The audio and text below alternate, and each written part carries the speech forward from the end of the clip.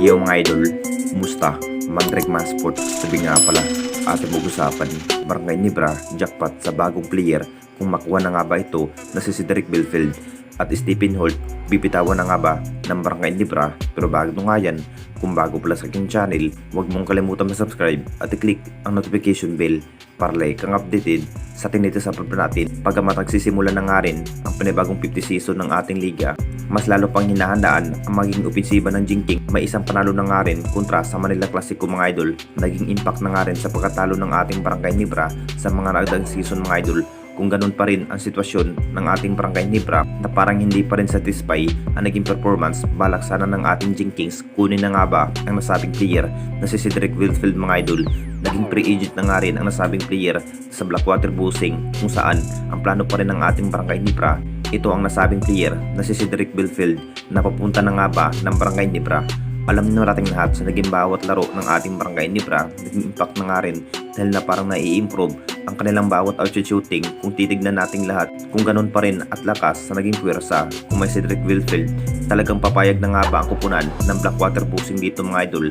Talagang may kapalit na nga rin kapag kunin ng Barangay Nibra ito ang bagong player na si Cedric Belfield. Magandang nasa isip na nga ba ng Jinkings dito mga idol kung matutuloy ang nasabing player na si Cedric Belfield. Magiging factor na nga rin dahil magaling rin si Cedric Belfield bilang forward tulad niya kay Melonzo. Makapagtala pa rin ng maraming maiitala kung mabibigyan ng mahabang playing time ang nasabing player. Talagang majajakpat na nga ba ang Barangay Nibra kung makuha na nga ba ito si Cedric Belfield.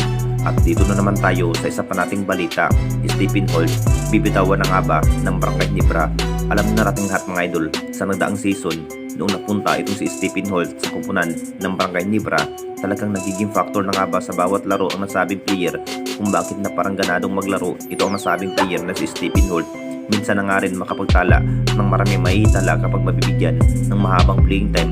Kung bakit naging factor na nga ba sa bawat quarter, talagang nasa isip pa rin ng SMC kung bibitawan na nga ba itong si Stephen Holt ngayong season.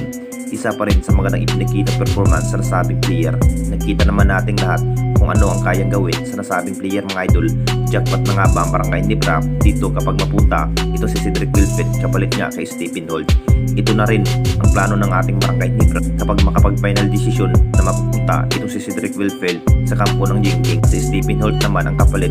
Kung titignan natin lahat mga idol, talagang magiging matches na nga ba ang trend dahil halos na rin magaling ang dalawang player. Talagang malilito na nga ba ang Barangay Nibra kung sino na nga ba ang pipiliin. Ito si Stephen Holt na nga ba o ang bagong player na si Cedric Belfield coming to Barangay Nibra ngayong season. Anong masasabi ninyo mga idol tungkol sa ating video?